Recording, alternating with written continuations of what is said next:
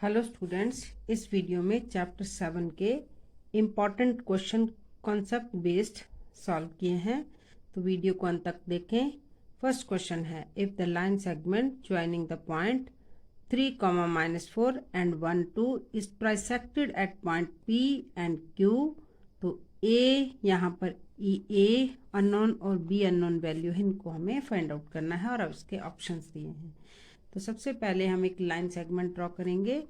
Line segment जिसके point हमें दिए हैं 3, -4 और B के पॉइंट है 1 और 2, मीन्स इसको हम x1 रखेंगे, इसको y1 और इसको x2 और इसको y2। अब point P and Q, P के पॉइंट हमें दिए हैं A और -2 और Q के पॉइंट दिए हैं 5/3 और B, एंड पॉइंट P और Q AB को 3 इक्वल पार्ट्स में डिवाइड कर रहा है। सेक्ट मीन्स डिवाइड कर रहा है। तो अगर हम AP को 1 पार्ट माने तो PB तक 2 इक्वल पार्ट है, तो 2 रेशो हो गई, और Q के लिए रेशो 2:1, क्योंकि P से लेके Q और A से B यहाँ तक 2 पार्ट है और यहाँ पर 1 है। इस तरह से हम सेक्शन फॉर्मूला यूज करेंगे in order to find the value of A and value of B। दोनों ही केसेस में हम किस तरह से अप्लाई करेंगे। जो A है it represent the x coordinate, means कि हमें m1 को विच इज m1 यहाँ पे 1 फर्स्ट रेशो को हम सेकेंड x2 से m1 विच इज m1 और x2 1 है, तो 1 × 1 प्लस इस 2 को हम इस 3 से मल्टीप्लाई करेंगे, 2 × 3, और रेशो को टोटल कर देंगे m1 + m2। Through out the chapter और लगभग सभी बुक्स में रेशो को m1 और m2 से रिप्रेजेंट किया है, तो हम किसी और लेटर से भी से रिप्रेजेंट कर सकते थे, बट अकॉर्डिंग टू बुक हमने 1 इस तरह से इसको m1 और m2 की फॉर्म में ही रिप्रेजेंट किया है। तो 1 × 1 1, 2 × 3 6/3, आंसर हमारा 7/3 आ जाता है। और B के लिए हम y कोऑर्डिनेट लेंगे। यहाँ B जो है वो y कोऑर्डिनेट को Q पॉइंट के लिए रिप्रेजेंट कर रहा है, तो यहाँ m1 हमारा है, m1 को हम y2 से मल्टीप्लाई करेंगे, 2 × 2, और m1 को यहाँ y कोऑर्डिनेट यहाँ -4 है, तो ये हमारा 1 1 which is representing m2 ratio -4 divided by 2 + 1, तो B आ जाता हमारा 4 - 4/3 विच इज इक्वल टू 0। तो हमारे पास A आता है 7/3 और B की वैल्यू 0, तो second option is the right option. अगला क्वेश्चन है, if the centroid of the triangle formed by the point 3, -5, -7, 4 and 10 - k is at the point k -1, then value of k। तो सबसे पहले हम सेंट्रॉइड का meaning समझते हैं, और ट्राइंगल ABC का मान लो AD एक मीडियन है, BE दूसरा मीडियन है ये, और CF तीसरा मीडियन है इसका। अब मीडियन की डेफिनेशन क्या होती है, कोई भी लाइन सेगमेंट किसी वर्टेक्स से जब ऑपोजिट साइड को मिड पॉइंट पर ज्वाइन करता है तो हम उसे मीडियन कहते हैं। मीन्स कि इधर BD = CD है, BE = EA है क्योंकि CE मीडियन है, और AE EC के इक्वल है क्योंकि BE भी मीडियन है। जिस पॉइंट पर तीनों पॉइंट ऑफ इंटरसेक्शन, तीनों मीडियन इंटरसेक्ट करते हैं, उस पॉइंट को हम कहते हैं सेंट्रॉइड। तो सेंट्रॉइड का कॉन्सेप्ट पता होना बहुत ज़रूरी है। अब इस सेंट्रॉइड के लिए हमें कोऑर्डिनेट, इसको ऑलवेज हम G से रिप्रेजेंट करते हैं सेंट्रॉइड को। सपोज x1 के कोऑर्डिनेट्स है हमारे x1 और ये y1 है, यहाँ x2 है और यहाँ y2 कोऑर्डिनेट है, और x3 और y3 कोऑर्डिनेट है। तो सेंट्रॉइड का first coordinate x1 x2 x3/3, then y coordinate y1 y2 y3/3। इस तरह से सेंट्रॉइड के कोऑर्डिनेट बनेंगे। तो हम क्वेश्चन को सॉल्व करते हैं बिना कंसेप्ट को समझकर। ये है हमारे पास एक ट्राइंगल 3, -5 इसकी ए कोऑर्डिनेट दिया है। सेकंड कोऑर्डिनेट इज 7, -7 और 4 है which is B, and the third coordinate is here 10, के है। तो सेंट्रॉइड हमारा point of intersection of 3 median, we can take this way. और तो हमें इस जी की वैल्यू को, सेंट्रॉइड की वैल्यू हमें दी है k, -1। तो यहाँ पर x1 y1 x2 और इसको y2 और ये x3 और ये y3, और ये जो पॉइंट है ये है x1 x2 x3/3, इस पॉइंट को लेंगे। और ये पॉइंट हमारा y1 y2 y3/3 के इक्वल मीन्स कि ये वाली वैल्यू -1 है। तो सबसे पहले हम पहले कोऑर्डिनेट को सॉल्व करेंगे। x1 यहाँ 3 है, x2 यहाँ -7 है और x3 यहाँ पर 10 है डिवाइडेड बाई 3, और x1 x2 x3 की वैल्यू जो अपॉन 3 की वैल्यू k के इक्वल है। तो इस तरह से हम k को फाइंड आउट कर सकते हैं। ये 13 में से 7 माइनस किए तो 6/3 इज इक्वल टू k, और k की वैल्यू आ जाती है 2। तो ऑप्शन हमारा सी इसमें राइट ऑप्शन है। अगला क्वेश्चन भी बहुत इंपॉर्टेंट है। The coordinate of a point A where A B is the diameter of a circle whose centre is 2, -3, ये सेंटर के कोऑर्डिनेट है, एंड बी के कोऑर्डिनेट हमको ये दिए हैं 1 और 4।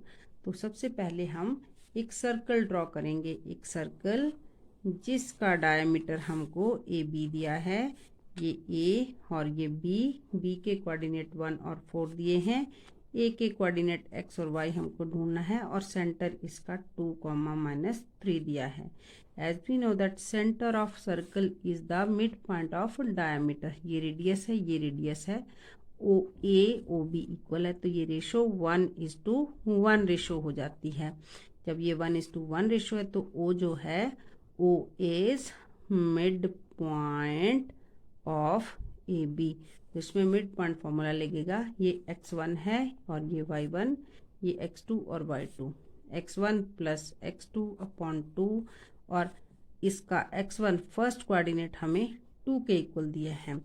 तो x1 हमको अननोन है, x2 हमारे पास 1 है, (2 = 2। x के लिए जब हम इसको सॉल्व करेंगे तो 2 2 जा 4, ये -1 करेंगे तो x की वैल्यू 3 आ जाएगी। इसी तरह से y1 + y2/2 = हमें ये पॉइंट दिया है -3 के, तो y1 यहाँ पर अननोन है, y2 यहाँ पर 4 है, और ये (2 = -3। जब हम इसको फिर सॉल्व करेंगे तो -6, 2 को इससे -3 से मल्टीप्लाई किया, -6 -4, y की वैल्यू -10 आ जाएगी। तो 3, -10 हमारा राइट ऑप्शन है, and that option is the second option.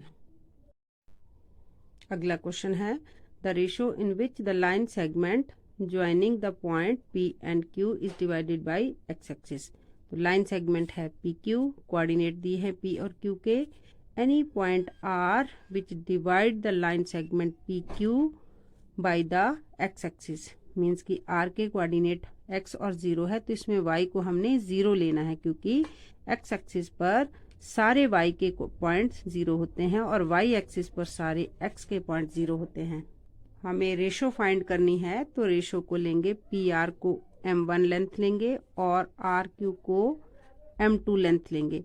अब हम सेक्शन फॉर्मूला से y का कोऑर्डिनेट फाइंड करेंगे। y कोऑर्डिनेट यहाँ पर 0 है, तो y कोऑर्डिनेट के लिए m1 को y2 से, m1 y2 और m2 को y1 से मल्टीप्लाई करेंगे, m2 y1 divided by m1 + m2।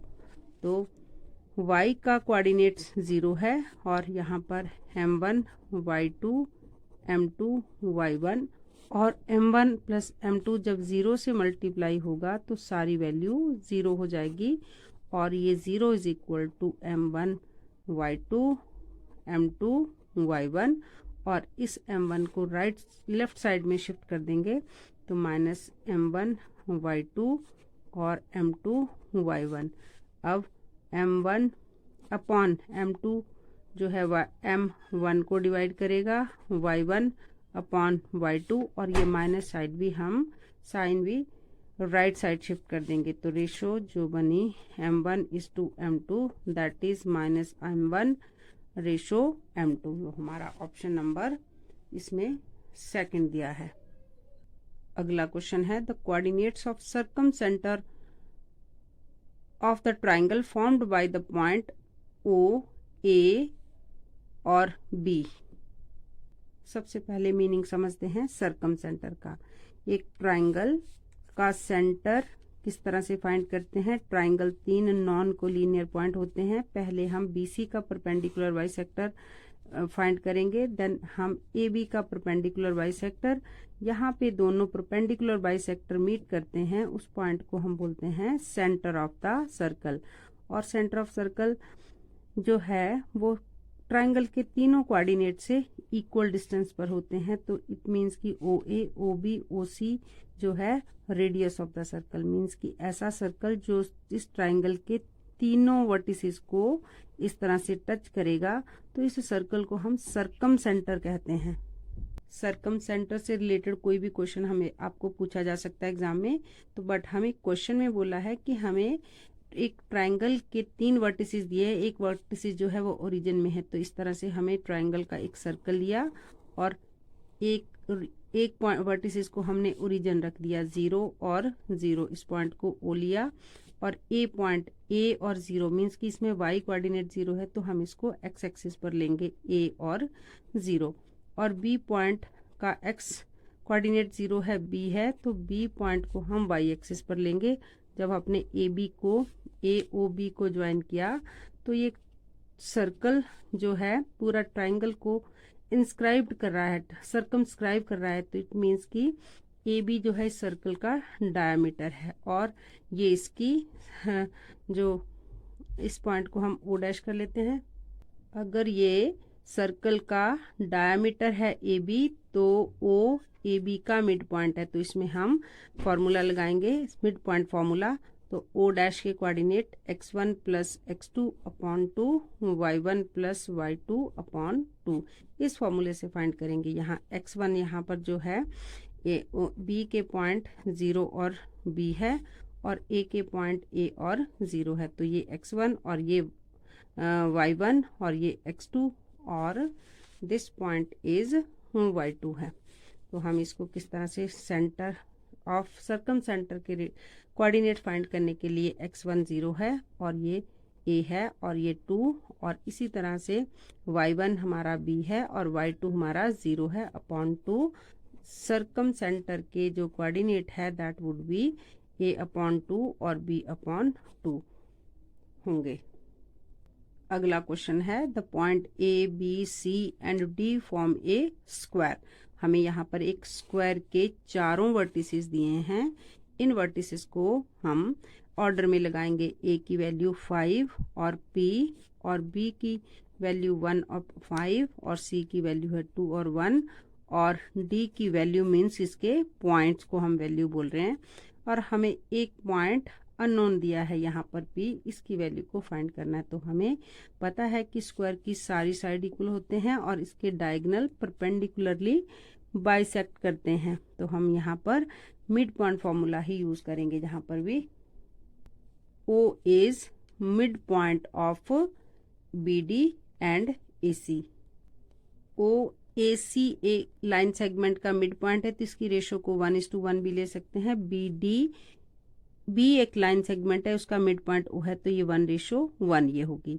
एक बात और याद रखनी है, कभी हमें क्वेश्चन में पूछा जाता है कि एक लाइन सेगमेंट जो है उसका अगर किसी लाइन सेगमेंट का की इक्वल डिस्टेंट दे रखी है तब हम इसको रेशो 1:1 लेंगे।